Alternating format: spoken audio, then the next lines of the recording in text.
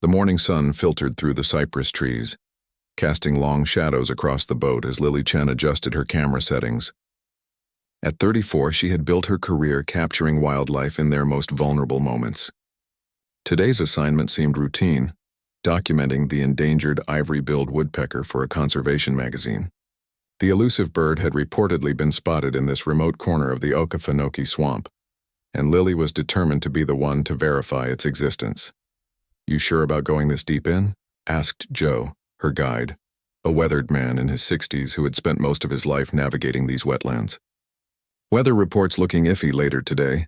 Lily glanced at the clear blue sky above them. "It can't be that bad. Besides, we've come this far already." She patted her waterproof backpack. "I've got everything I need: extra batteries, water, protein bars, first aid kit, and the satellite phone if anything goes wrong." Joe shook his head but didn't argue. Tourists and city folks never quite understood how quickly the swamp could turn dangerous. Still, Lily wasn't like most of his clients. She had experience in rough terrain, from the Amazon to the Australian outback. They continued deeper into the swamp, the airboats slowing as they navigated through narrower channels. Spanish moss hung like ghostly curtains from ancient trees. Alligators sunned themselves on muddy banks, barely giving the boat a glance as it passed. "This is perfect," Lily whispered, snapping photos of a great blue heron as it took flight. The wetland was alive with sounds: frogs croaking, insects buzzing, and occasionally, the splash of something entering the water. By midday, they had reached the area where the woodpecker had last been reported. Joe cut the engine and they drifted in silence, ears straining for the distinctive double-knock sound of the bird. "I'm going to set up on that hammock," Lily said, pointing to a raised area about 50 yards away. "I can get a better view of the canopy from there." Joe frowned. "I don't like splitting up. These waterways all look the same to outsiders." "It's just over there," Lily insisted, already gathering her gear.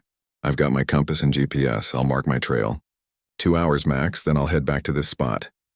Reluctantly, Joe helped her into the shallow water. It came up to her knees as she carefully made her way toward the hammock, testing each step before committing her weight. 2 hours, Joe called after her. "And keep your radio on." Lily waved without looking back, too focused on avoiding submerged roots and keeping her equipment dry. She didn't notice the first distant rumble of thunder, or how quickly the clouds were building on the horizon. The hammock turned out to be larger than it appeared from the boat, a proper island of sorts, with firm ground and towering trees. Lily set up her blind, a camouflage tent that would hide her from wildlife, and settled in to wait. She placed her backpack beside her, keeping her radio within easy reach as promised. Time moved slowly. An hour passed with no sign of the woodpecker. Lily's attention drifted to other subjects: an osprey diving for fish, a family of raccoons foraging along the water's edge. She moved from her original spot, following the raccoons deeper into the hammock, captivated by their antics. When the first fat raindrops began to fall, Lily finally noticed how dark it had gotten. The sky had transformed from clear blue to an angry gray. Wind whipped through the trees, sending leaves and small branches showering down. "Damn it," she muttered, quickly packing her camera into its waterproof case. She grabbed her radio. "Joe, you there?" "Weather's turning. I'm heading back now." The radio crackled with static. She could barely make out Joe's voice. "Stormfront, moving fast, head back, boat. I'm on my way," she replied, slinging her backpack on and turning in the direction she'd come from. That's when she realized her mistake. In following the raccoons, she'd wandered deeper into the hammock than intended. And now, with the rain falling in sheets and visibility dropping rapidly, all directions looked the same: endless cypress trees and saw palmetto, with dark water between them. Lily pulled out her GPS unit, but in the growing storm, it struggled to connect with the satellites. The compass would have to do. She oriented herself as best she could and began walking, certain she was heading in the right direction. The rain intensified, driven sideways by gusting winds that nearly knocked her off her feet. Water levels rose visibly with each passing minute as the storm dumped inches of rain into the already saturated swamp. What had been knee-deep water was now reaching her waist in places, forcing her to hold her backpack and camera case above her head. "Joe!" she shouted into the radio again. "I can't find my way back." "The water's rising!" This time only static answered her. Either the storm was interfering with the signal, or she had wandered out of range. Lightning cracked overhead, followed immediately by a deafening clap of thunder. Lily flinched, nearly losing her footing on the slippery bottom. Heart pounding, she knew she needed to find higher ground, and fast. Through the curtain of rain, she spotted what looked like another hammock about 30 yards away. Struggling against the current that had begun to form in the swamp, she pushed toward it, her legs burning with effort. When she finally dragged herself onto relatively dry land, Lily collapsed, breathing hard. Her carefully planned day excursion had turned into a nightmare in less than an hour. She checked her watch just after 3 p.m. There were still hours of daylight left, even with the storm. Surely Joe would find her once the worst passed. But as the afternoon wore on, the storm showed no signs of weakening. If anything, it intensified. Trees bent double in the wind, and the water continued to rise, shrinking her island of safety. Lily tried the radio every 15 minutes, but received nothing but static in return. As darkness began to fall, a terrifying realization set in. She would have to spend the night here, alone, in a swamp now transformed into a churning maze by the storm.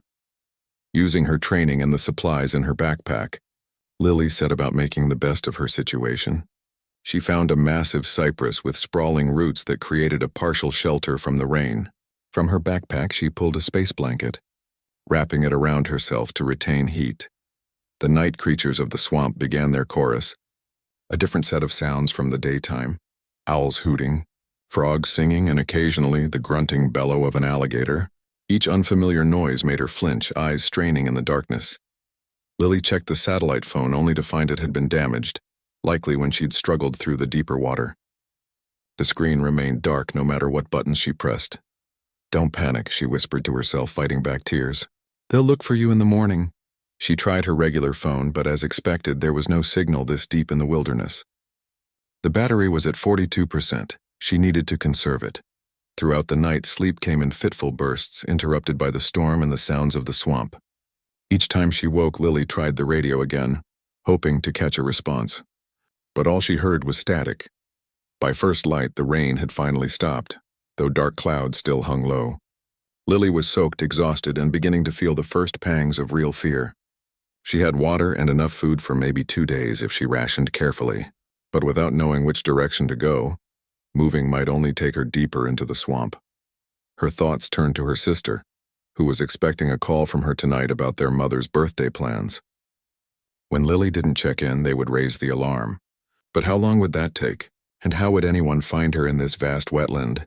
As the dim morning light filtered through the trees, Lily stood up on shaky legs and surveyed her surroundings.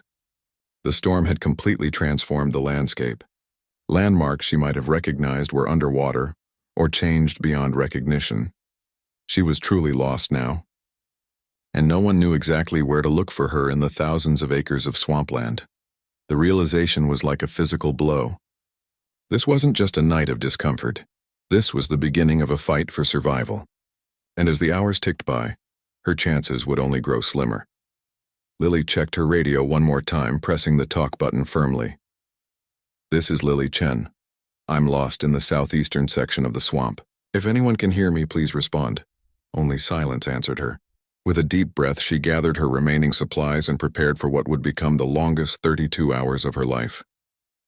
The sky darkened as evening approached, bringing a chill that seeped through Lily's wet clothes. Her small island of relatively dry land felt like it was shrinking with each passing hour as the storm-swollen waters continued to rise. The cypress tree she'd sheltered under became her anchor in more ways than one. "Think, Lily, think," she muttered, taking inventory of her supplies for the third time. 2 water bottles, 5 protein bars, her camera equipment, a small first aid kit, a pocket knife, matches in a waterproof case, the useless satellite phone, her regular phone with dwindling battery, and the radio that so far had connected her to nothing but static. The protein bar she'd eaten earlier did little to quiet her growing hunger, but she knew she needed to ration what little food she had. She had no idea how long she might be out here. As darkness fell completely, the swamp transformed. What had been eerie but somewhat familiar in daylight became alien and threatening. Strange calls echoed across the water. Some she recognized as owls or frogs, others completely unknown. Each splash made her wonder, alligator, snake, or just a fish? Her photographer's eyes, trained to notice details, now worked against her, imagining shapes in the darkness that weren't there. The moon, when it occasionally broke through the clouds, cast silver light that turned ordinary cypress knees into crouching figures. Joe will have called for help by now, she reassured herself. They'll start searching at first light. But a nagging voice in her head reminded her of how vast the Okefenokee was, over 400,000 acres of wetland. And she had wandered off their planned route. How would they even know where to look? The temperature dropped further. Shivering, Lily wrapped the emergency blanket tighter around her shoulders. She considered making a fire. She had matches, and there were plenty of twigs and branches knocked down by the storm. But most were soaked through, and the thought of attracting unwanted attention from the swamp's inhabitants held her back. Better to remain inconspicuous. Instead, she climbed higher into the cypress tree, finding a spot where two large branches forked to create a natural seat about 6 feet off the ground. It wasn't comfortable, but it felt safer than sleeping on the ground. Using her camera strap and a length of paracord from her bag, she secured herself to the tree to prevent falling if she dozed off. Sleep came in restless bursts. Every noise jerked her awake. The cry of a night bird, the splash of something large entering the water nearby, the rustle of leaves as small creatures moved through them. Each time her heart raced until she convinced herself she wasn't in immediate danger. Around midnight the rain returned, gentler this time but steady. Water dripped through the canopy above, finding its way down her neck despite the emergency blanket. Lily pulled her knees to her chest, trying to conserve body heat. In those dark hours her mind drifted to her family. Her sister would be wondering why she hadn't called. Her parents, who had always worried about her travels to remote places, would soon have their worst fears confirmed. They had been right all along. Nature was unpredictable, dangerous. No, she whispered fiercely to herself. Don't think like that. You're not done yet. To keep her spirits up, Lily forced herself to think about all the survival stories she'd read about or photographed. People had endured far worse for far longer. A woman in Arizona had survived 9 days in the desert by eating plants and catching rainwater. An elderly man in Montana had lived through a week in the wilderness after breaking his leg on a hunting trip. If they could make it, so could she. By the time false dawn began to lighten the eastern sky, Lily had a plan. She would stay put during the day, conserving her energy and making her position as visible as possible. She would try the radio at regular intervals and use her camera's telephoto lens as a makeshift telescope to search for signs of boats or search parties. If no one found her by the next morning, she would try to make her way toward what she thought was the eastern edge of the swamp. As the world slowly brightened around her, Lily got her first good look at her surroundings since the storm. What she saw made her stomach sink. The landscape had been transformed by the floodwaters.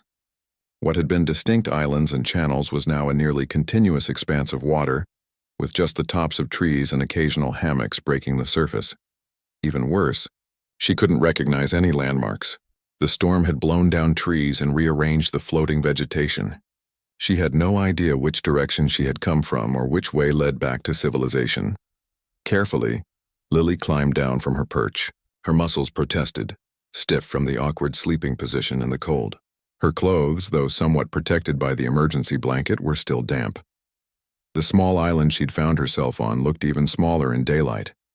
About 20 feet across at its widest, it was really just the raised root system of several large cypress trees.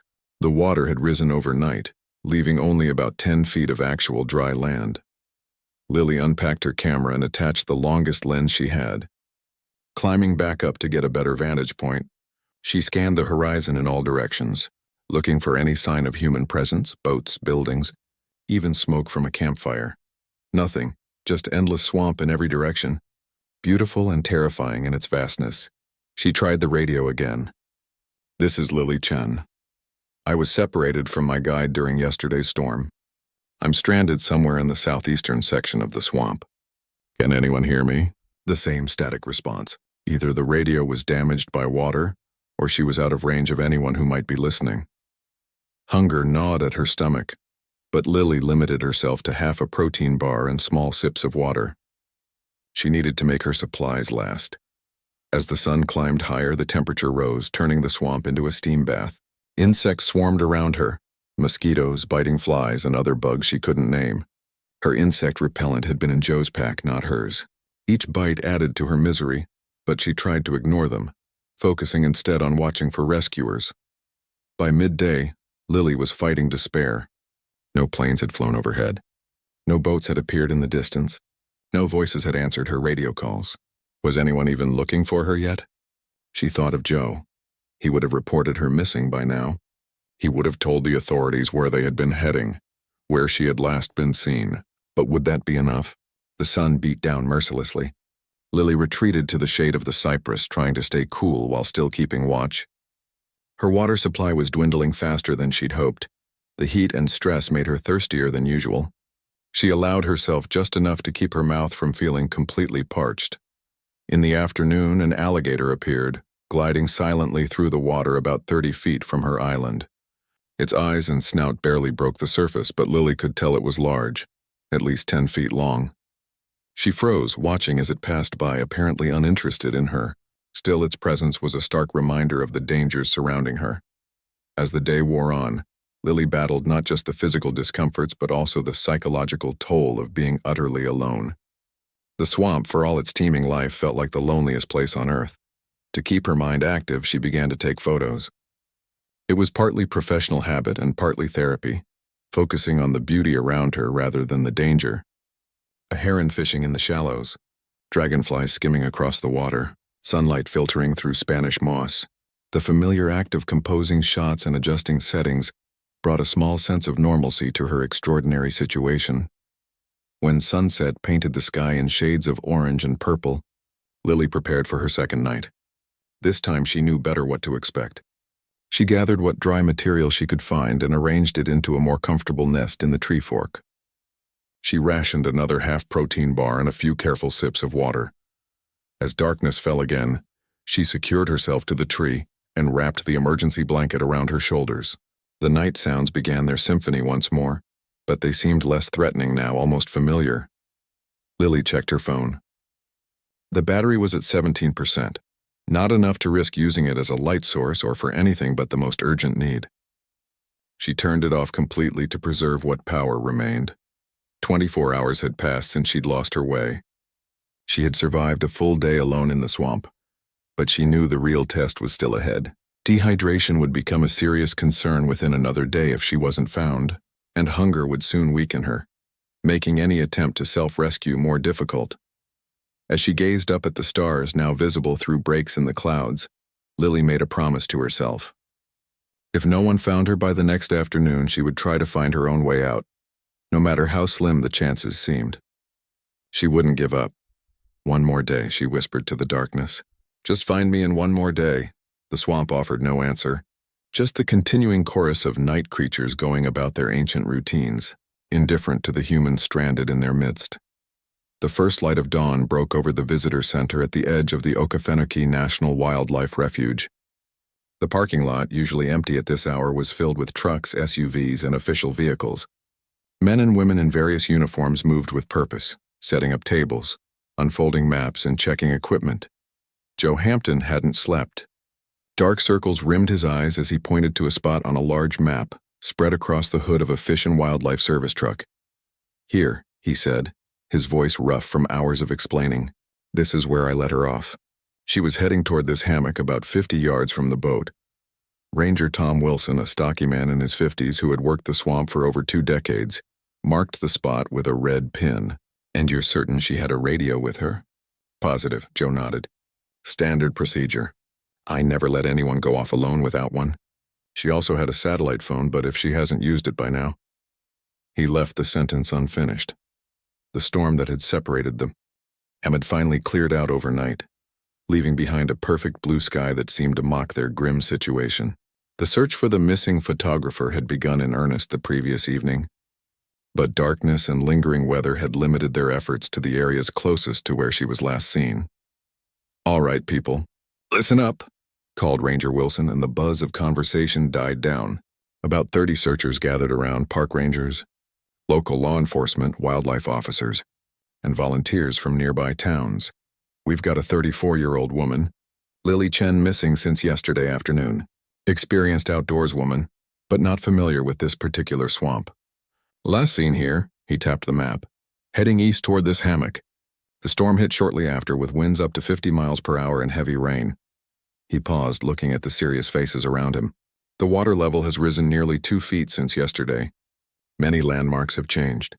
If she tried to make her way back, she could have ended up anywhere in this 10-square-mile area. A young wildlife officer raised her hand. Any pre-existing medical conditions we should know about? Joe shook his head. None that she mentioned. She's in good shape. Works as a wildlife photographer. Spends most of her time outdoors. That's in her favor, Ranger Wilson said. We're going to break into 5 teams. Airboats will take you to your search areas. Team 1 will start at the last known position and work outward in a spiral pattern. Teams 2 and 3 will cover the eastern quadrants where she might have headed trying to reach the refuge boundary.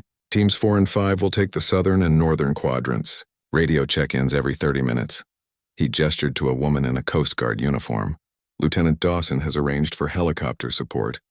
They'll be doing grid searches from above, concentrating on open water areas where a person might be spotted more easily. The lieutenant stepped forward. We're also bringing in thermal imaging equipment.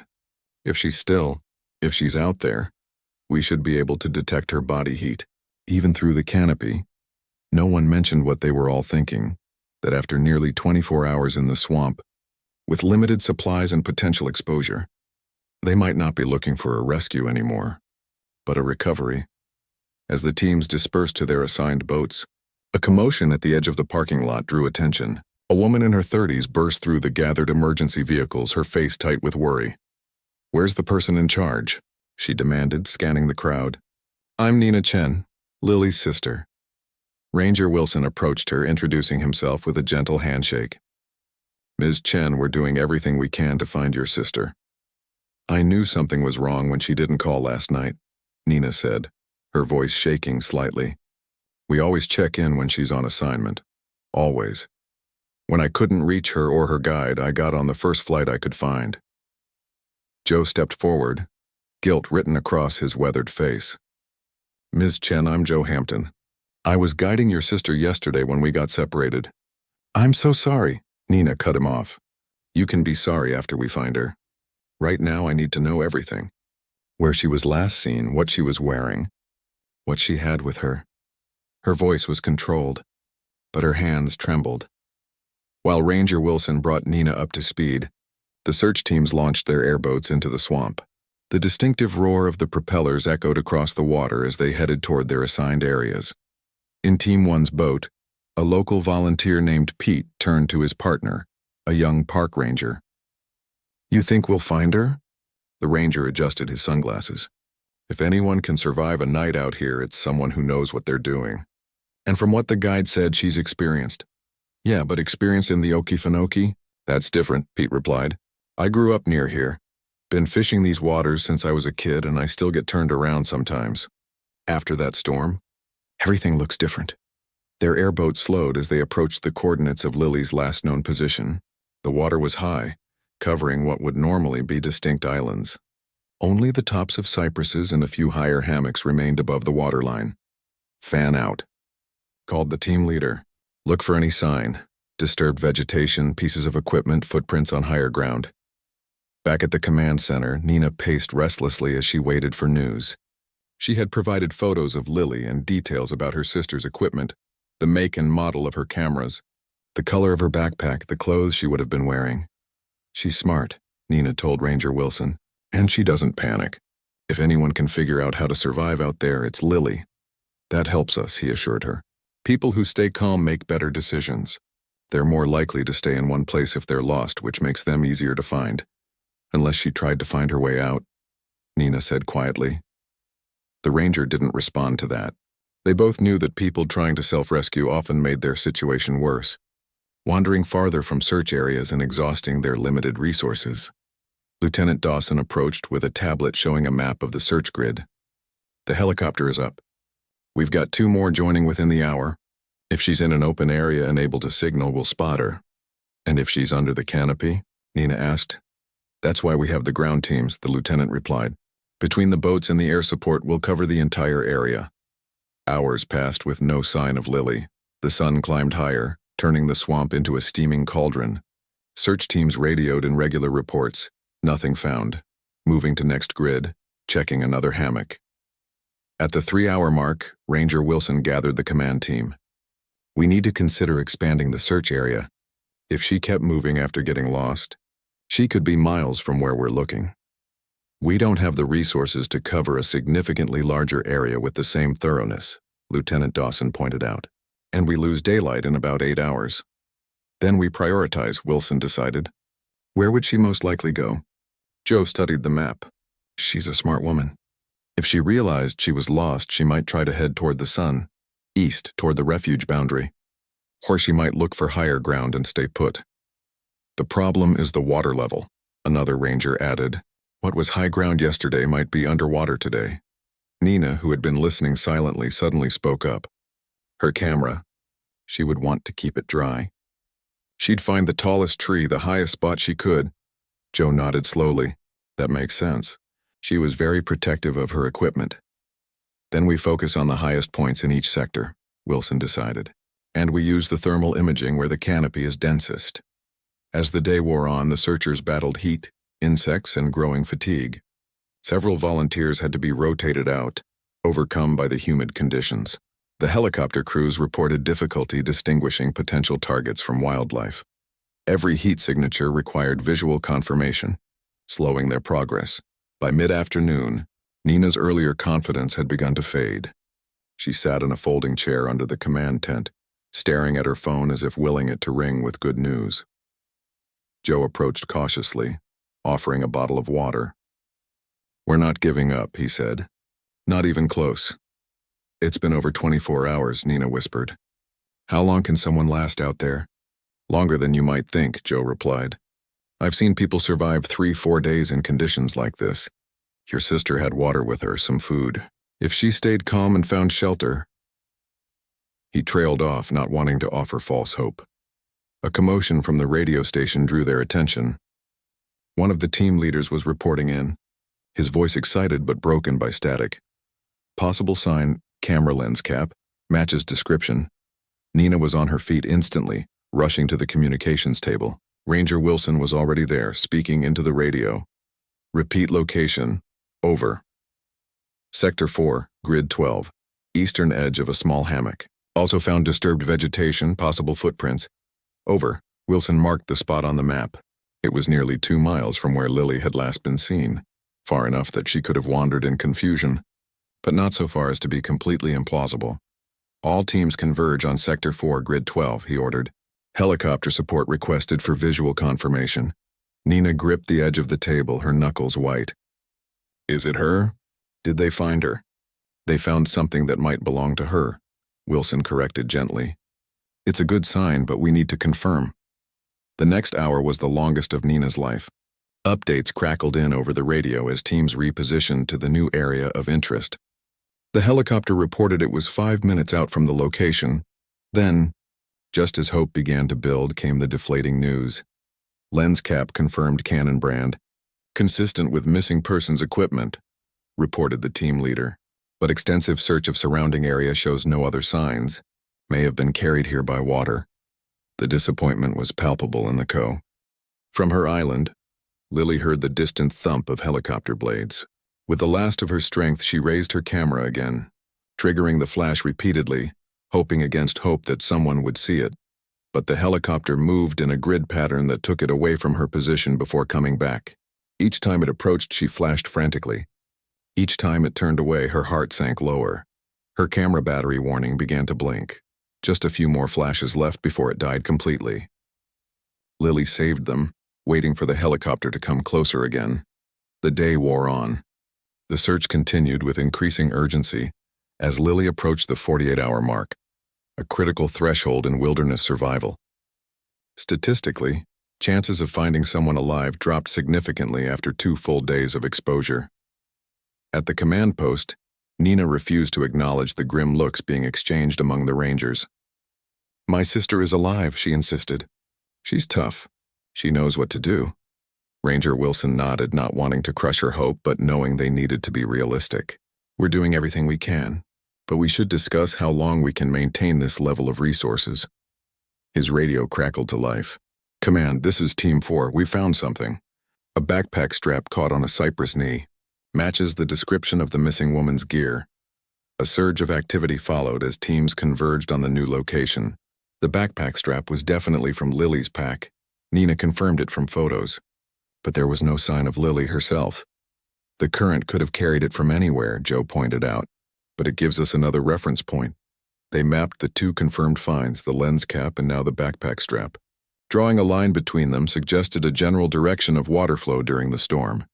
She could be anywhere along this path, Ranger Wilson said, tracing a finger along the map. Or she could have moved away from it, looking for higher ground. As afternoon faded into evening, exhaustion set in among the searchers. Some had been out for more than 12 hours straight. Mistakes in such conditions could lead to more people needing rescue. We need to rotate teams, Lieutenant Dawson decided. Fresh people, fresh eyes. Nina overheard and approached, her face tight with tension. You're not stopping the search? No, ma'am, Dawson assured her. Just bringing in fresh teams while the others rest. We'll continue through the night. But everyone knew night operations would be limited, the darkness hiding what daylight had failed to reveal. Back on her shrinking island, Lily had reached a breaking point. The radio batteries were dying. Her camera was dead. Her phone, which she had preserved as long as possible, showed just 3% battery remaining. Hallucinations had begun. Voices calling her name, faces in the patterns of moss and bark. She knew they weren't real, that her mind was being affected by dehydration and exhaustion, but that made them no less terrifying.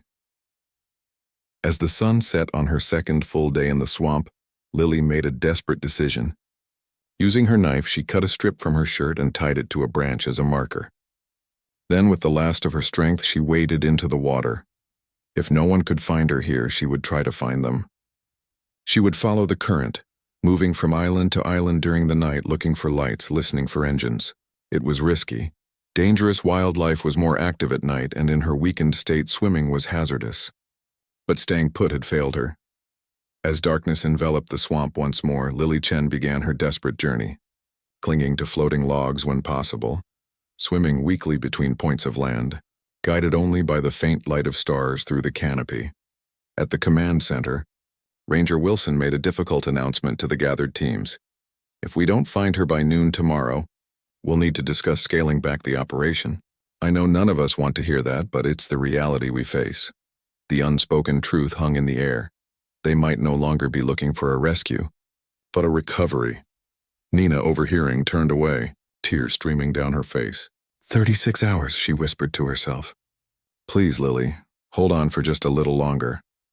Night fell across the Okefenokee like a heavy blanket, bringing with it a bone-deep chill that seeped through Lily's already wet clothes. Her desperate journey from island to island had left her even more exhausted, if that was possible. She had managed to travel perhaps half a mile, though direction was nearly impossible to judge in the darkness. Each small piece of land she reached offered only temporary rest before the rising water forced her to move again. Her world had narrowed to a simple rhythm: swim, rest, swim again. Time lost all meaning. Only the position of the stars, glimpsed occasionally through breaks in the canopy, gave her any sense of the hours passing. Around midnight, Lily pulled herself onto what seemed to be a slightly larger hammock. Her arms trembled with the effort. She lay on her side, gasping for breath, too weak to even sit up. The sound of her own heartbeat thundered in her ears unnaturally fast.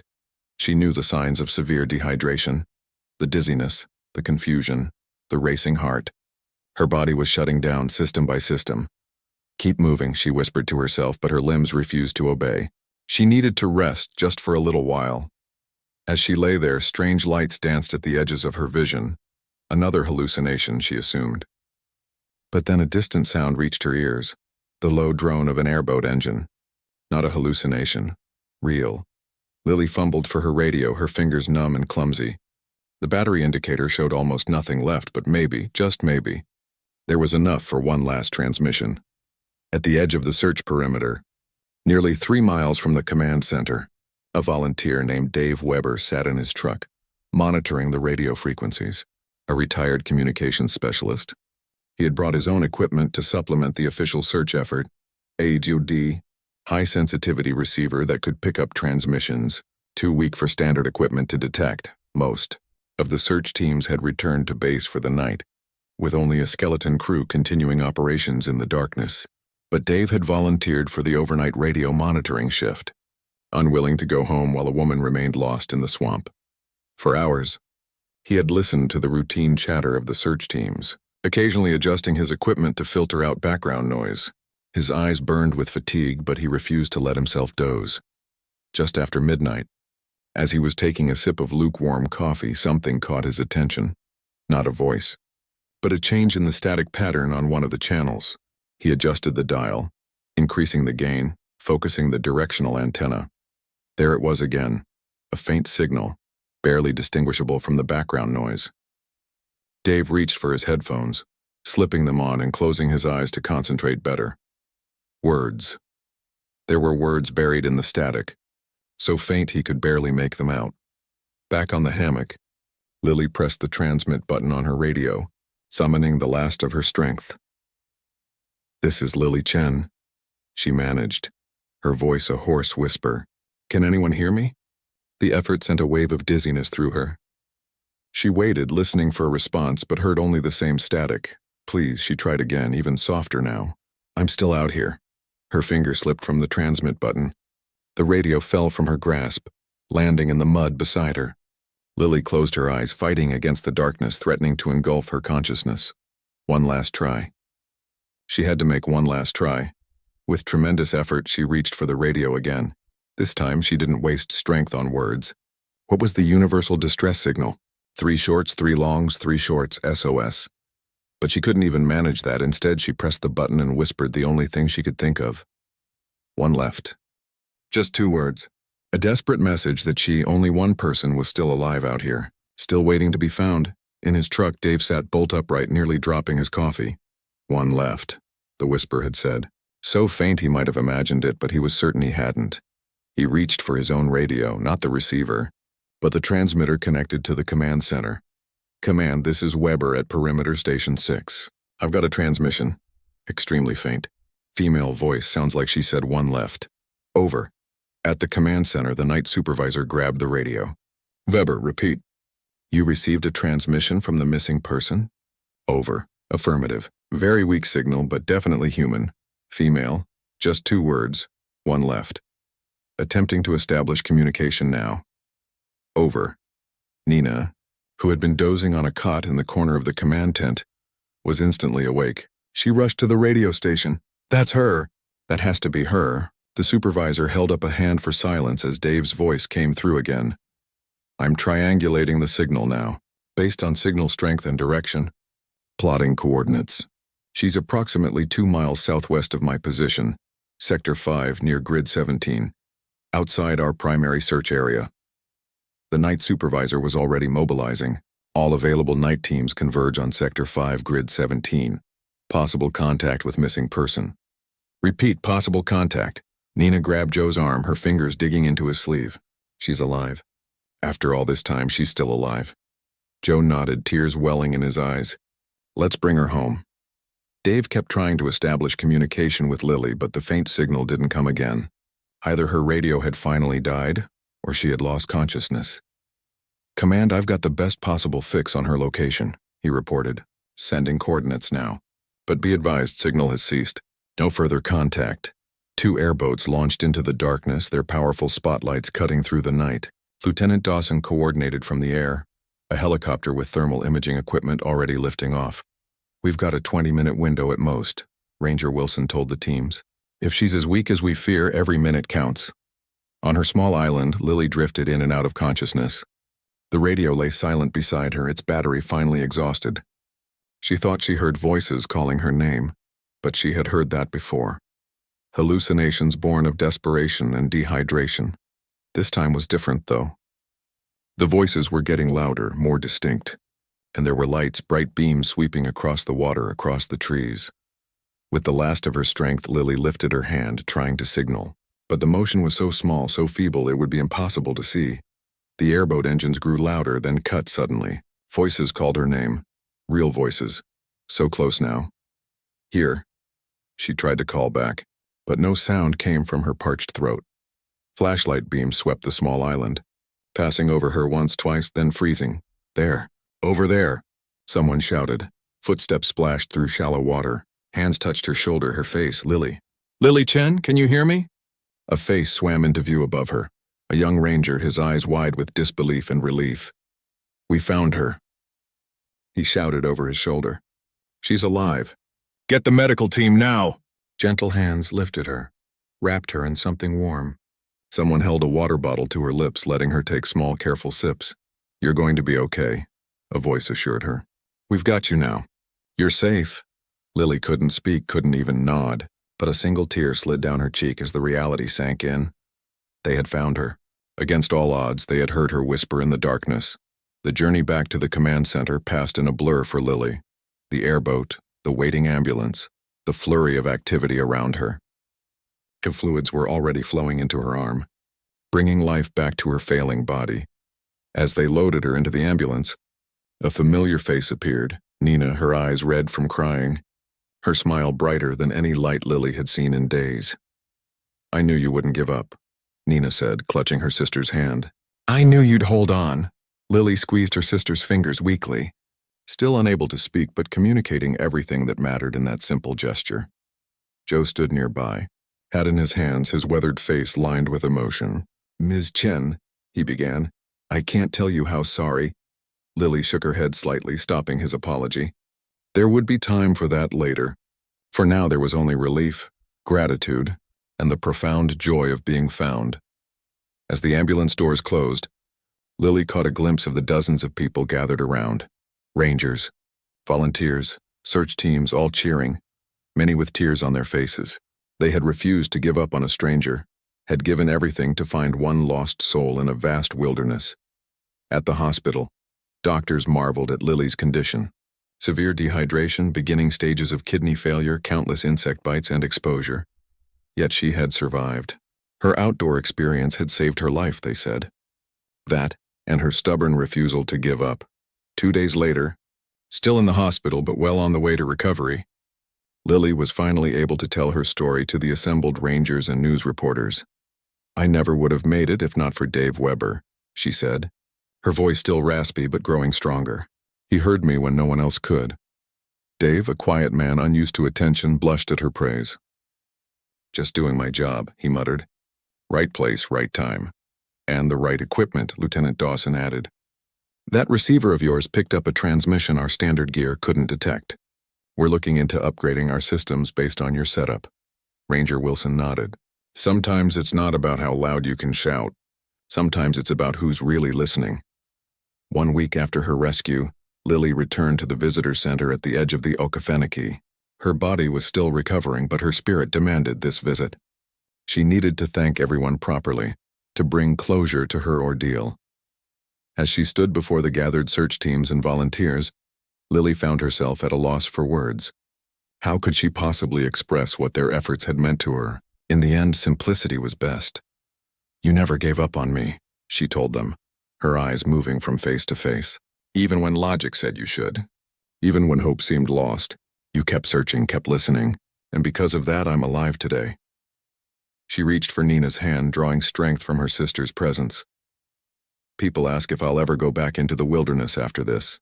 The answer is yes, because now I know that even in the most remote places, even in the darkest moments, someone can hear you, even if all you have left is a whisper. 3 months later, Lily's photo essay about her experience and rescue was published in the same magazine that had sent her to the Okefenokee. The final image showed the small radio that had saved her life, now retired to a shelf in her home office. A reminder that sometimes, survival comes down to 2 whispered words and someone who cares enough to listen. The title of the essay, printed in bold letters across the top of the page, read simply, One Left.